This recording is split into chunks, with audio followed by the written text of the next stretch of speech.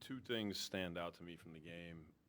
Defensively for us, I think we didn't do a great job with our hands, and our shifts on some of the isolations weren't as good as we would have wanted.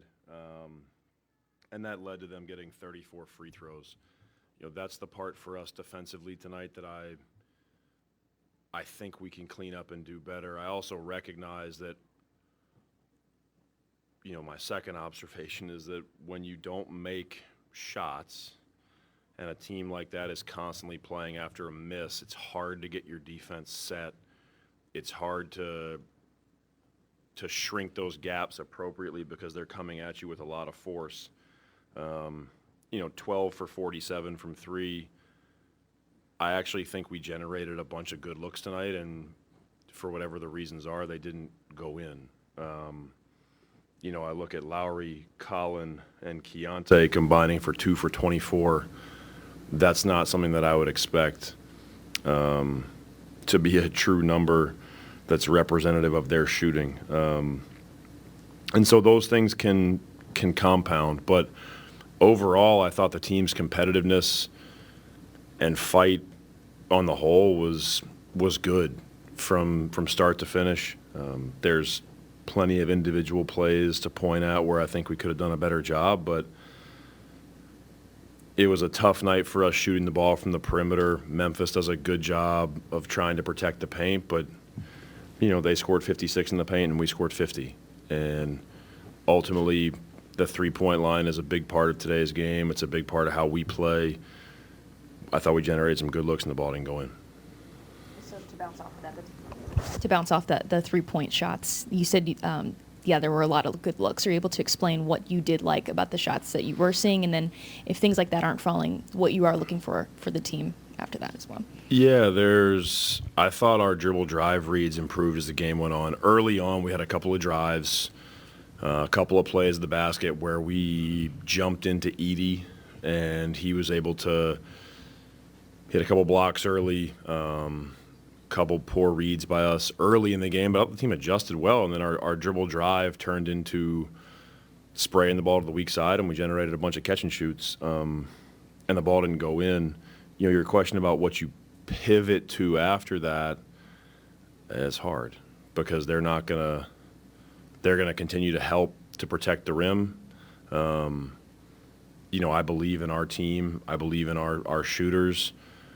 When a guy like Lowry is 0 for 5, you tell him to shoot the 6th, 7th, and 8th one. Like, that's just the way we're going to play, and that's how I believe in, our team operating. Same thing with Colin, same thing with Keontae. So it's tough because there isn't necessarily a pivot because you have to read what the game gives you. And I thought the team did a decent job of generating those catch and shoots from three. It's a tough night shooting the ball.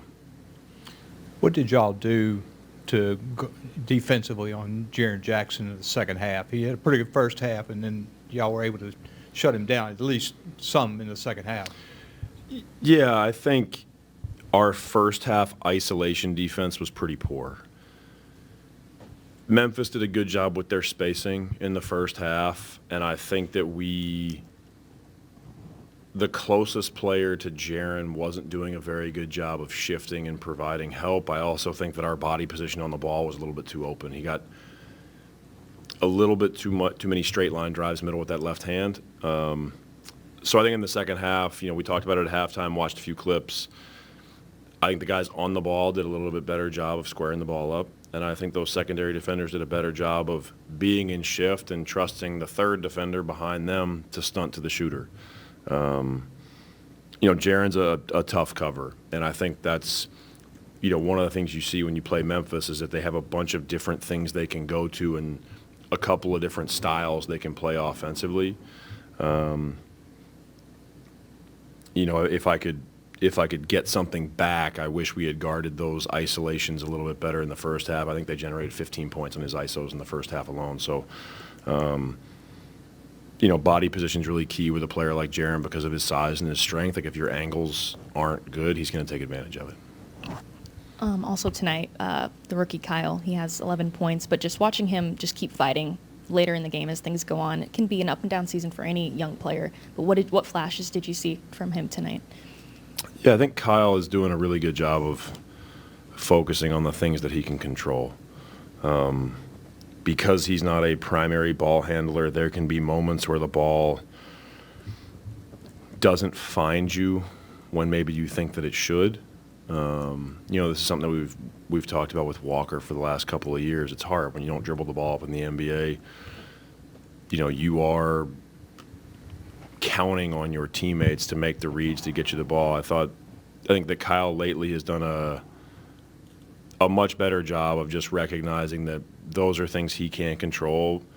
He's continuing to execute his role in our offense, and I think that his effort level defensively, especially on the glass, has really picked up. So, my expectation for Kyle and all of our young players is to compete. That's the thing I care about the most. Technical mistakes will happen. Missed shots will happen. Turnovers will happen. But if we can control the competitive spirit of all the individuals on the team, that's when we'll really start to see the development. Thank you. Thanks.